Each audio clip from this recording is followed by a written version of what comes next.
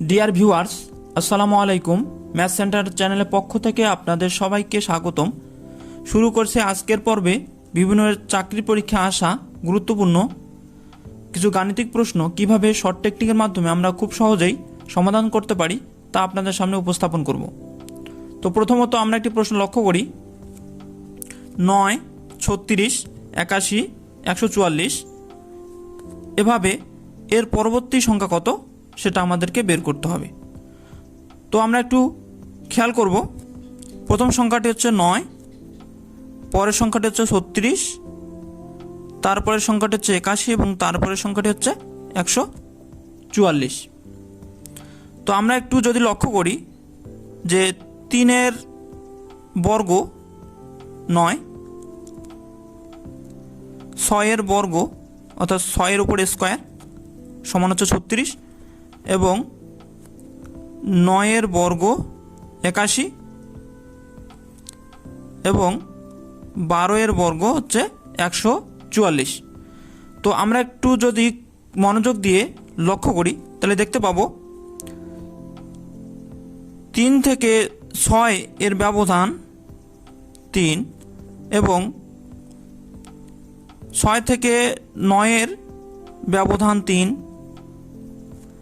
একইভাবে 9 থেকে 12 এর ব্যবধান 3, অর্থাৎ 3 করে সংখ্যা বৃদ্ধি পাচ্ছে এবং তার উপর বর্গের যে মান সেভাবে একটি ধারা গঠন করতেছে। তো আমরা যদি এভাবে পরের সংখ্যাটি চিন্তা করি, অর্থাৎ এই যে 12 সংখ্যাটা, 12 সংখ্যার সাথে 3 যোগ করলে কত হবে? 15। এবং আমরা লক্ষ্য করতেছি যে প্রত্যেকটি সংখ্যার উপরে স্কোয়ার, তাহলে 15 উপরে স্কোয়ার, তাহলে এই সংখ্যাটি কত হবে? 15 উপরে স্কোয়ার মানে হচ্ছে 225। তাহলে এই ধরনের অঙ্কগুলো আমরা যদি একটু মনোযোগ দিয়ে লক্ষ্য করি তাহলে আমরা কিন্তু খুব সহজেই এই অঙ্কগুলো সমাধান করতে পারবো। তাহলে আমাদের অ্যান্সার হবে খ। আচ্ছা, আমরা আরও একটি প্রশ্ন লক্ষ্য করি। দুইটি সংখ্যার গুণফল 1536, সংখ্যা দুটির লসাগু 96 হলে গসাগু কত? তো আমরা জানি দুইটি সংখ্যার গুণফল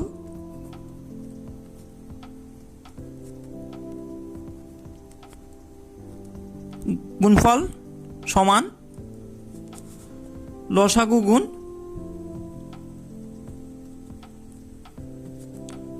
গসাগু। তো আমাদের যেহেতু গসাগু বের করতে হবে, তাহলে আমরা গসাগু সমান লিখতে পারি গসাগু সমান সংখ্যা দুইটির গুণফল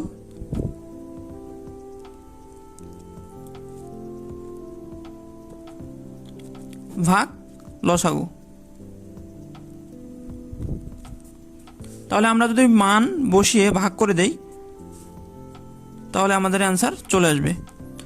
তো 1536 ভাগ হচ্ছে 96, তাহলে ভাগফল হবে 16। তাহলে আমাদের অ্যান্সার হবে ক, অর্থাৎ গসাগু 16। আচ্ছা, আমরা পরবর্তী আরেকটি প্রশ্ন লক্ষ্য করি। মৌলিক সংখ্যার তথ্যভিত্তিক যে অঙ্কগুলো সেগুলো আমরা দেখি প্রায় প্রত্যেক পরীক্ষায় এসে থাকে। তো এখানে দেওয়া আছে 20 থেকে 100 এর মধ্যবর্তী মৌলিক সংখ্যা কয়টি? অর্থাৎ 20 সংখ্যা থেকে 100 সংখ্যা এর মধ্যবর্তী কতটি মৌলিক সংখ্যা আছে সেটা আমাদেরকে বের করতে হবে। তো আমরা জানি যে 1 থেকে 100 এর মধ্যে মৌলিক সংখ্যা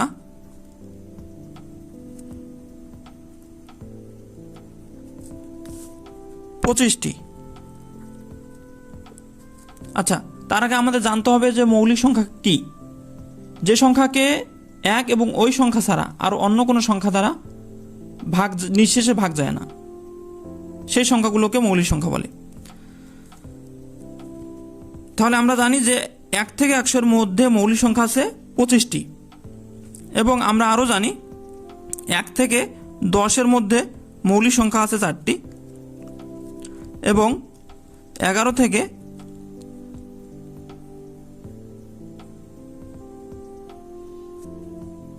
20-এর মধ্যে মৌলিক সংখ্যা আছে 4টি।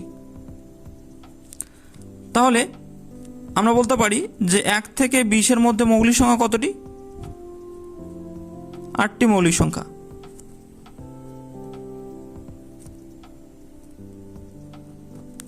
তাহলে আমরা যদি এই 25 সংখ্যা থেকে 8টি সংখ্যা বাদ দেই তাহলে বিয়োগফল হবে 17টি। তাহলে আমাদের 20 থেকে 100-এর মধ্যে মৌলিক সংখ্যা আছে 17টি। তাহলে অ্যান্সার হবে ক। অর্থাৎ আমরা এভাবে চিন্তা করছি যে 1 থেকে 100-এর মধ্যে মৌলিক সংখ্যা 25টি, এবং 1 থেকে 10-এর মধ্যে 4টি আছে, এবং 11 থেকে 20-এর মধ্যে 4টি আছে। অর্থাৎ তাহলে আমরা বলতে পারি যে 1 থেকে 20-এর মধ্যে 8টি মৌলিক সংখ্যা আছে।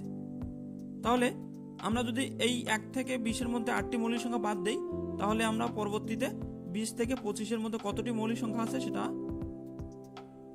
সহজে বের হয়ে আসবে। অর্থাৎ অ্যান্সার হবে 17টি।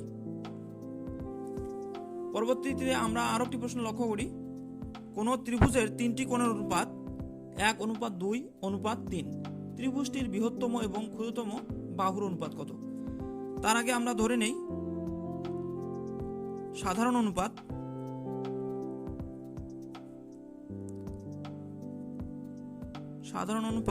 x।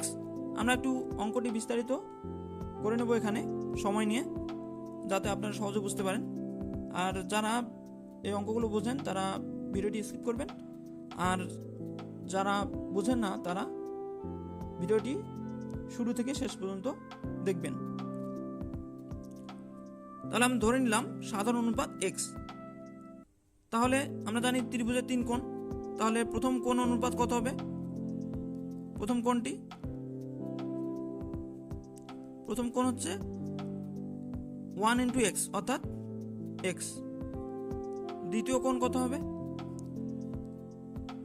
2 × x সমান 2x, এবং তৃতীয় কোণ সমান হবে 3 × x সমান 3x। আমরা জানি ত্রিভুজের 3 কোণের সমষ্টি কত? 180 ডিগ্রি। তাহলে আমরা এখানে 3টা কোণ পেয়ে গেলাম।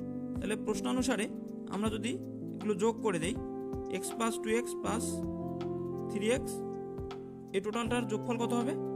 180 ডিগ্রি। তো আমরা যদি এটাকে যোগ করে দেই, 3x আর 2x + x এবং 1x যুক্ত হয়ে 6x তৈরি করবে। অর্থাৎ 6x সমান কত হবে? 180। তাহলে x সমান কত হবে? 180/6। তাহলে ভাগফল হবে কত? 30। এখন বলছে যে বৃহত্তম এবং ক্ষুদ্রতম বাহুর অনুপাত কত?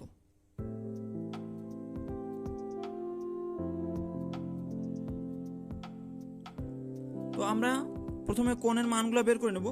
আমরা প্রথম কোণটি ধরে নিয়েছিলাম x সমান, তাহলে পাচ্ছি 30 ডিগ্রি। দ্বিতীয় কোণ ছিল 2x সমান, তাহলে কত হবে? 2 আর 30 গুণ করলে 60 ডিগ্রি, এবং পরবর্তী কোণটা হবে 3x সমান 3 × 30, তাহলে হবে 90 ডিগ্রি। তাহলে ত্রিভুজের বৃহত্তম বাহু বলছে, তাহলে বৃহত্তম বাহু কোনটা হবে? x কোণের আমরা যদি এই কোণটা 3x অর্থাৎ 90 ডিগ্রি,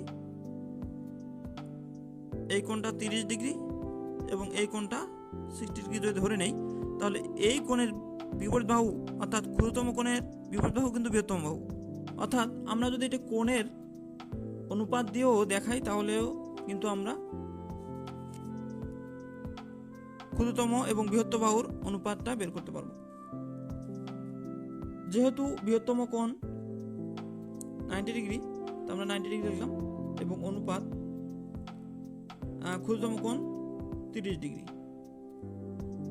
তো অনুপাতের মাধ্যমে কিন্তু আমরা বাহুর অনুপাত বের করতে পারবো। তাহলে আমরা যদি এটাকে 30 দ্বারা ভাগ এবং এটাকে 30 দ্বারা ভাগ দেই তাহলে আমরা এখানে পাবো 3 এবং এখানে পাবো 1। তাহলে কোণের মাধ্যমে কিন্তু বাহুর অনুপাত বের করা সম্ভব, অর্থাৎ আমরা এভাবেই